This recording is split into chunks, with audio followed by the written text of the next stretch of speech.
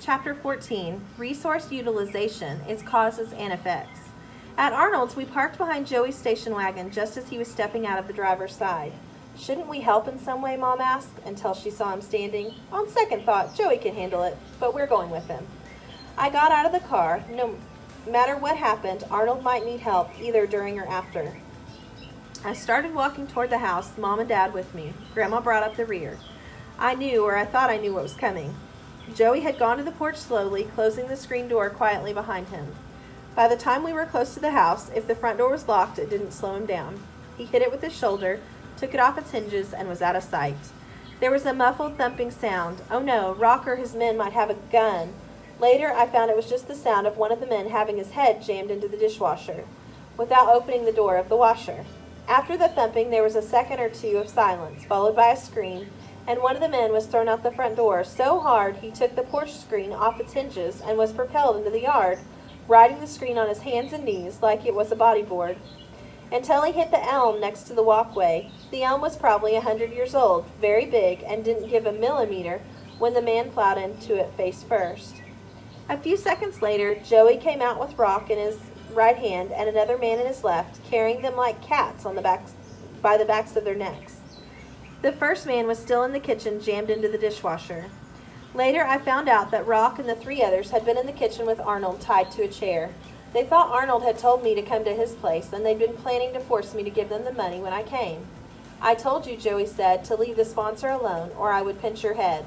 Please, Mr. Powdermilk. Mom was standing by the sidewalk, a half-horrified, half-admiring expression on her face. Couldn't you just give them a stern talking to?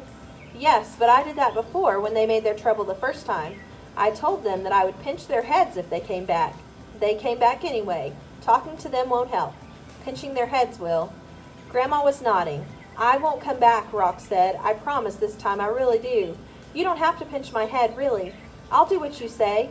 See, Mr. Powdermilk, Mom nodded. I think he means it.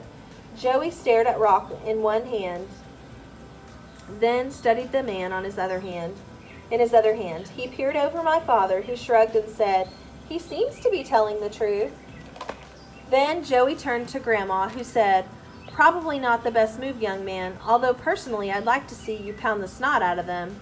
Joey sighed and looked at my mother. If you really don't want me to. She shuddered. I would really rather you didn't. All right, but if they come back, I'll have to take care of things my way. I understand, and they understand, don't you? Both men nodded enthusiastically.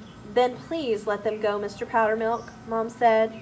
He dropped them, and it was like watching those cartoon scenes where a dog or a cat is held off the ground and his legs start moving faster and faster until he's dropped and he shoots away. They disappeared in half a second. We all went into the kitchen and found Arnold tied up, but not gagged. I introduced him to my parents and Grandma while we untied him. The man slumped against the dishwasher was regaining consciousness. Joey picked him up by the neck and threw him the length of the hallway and out the front door. Arnold was none the worse for wear, and we made a picture of his special iced tea for us. We all had a glass while Arnold explained how he wanted to set up my account with Mom and Dad and Grandma and asked if Arnold could find her a boxer to sponsor too. Then my mother held her glass up and said, I think a line from Shakespeare, All's well that ends well, except that wasn't the end.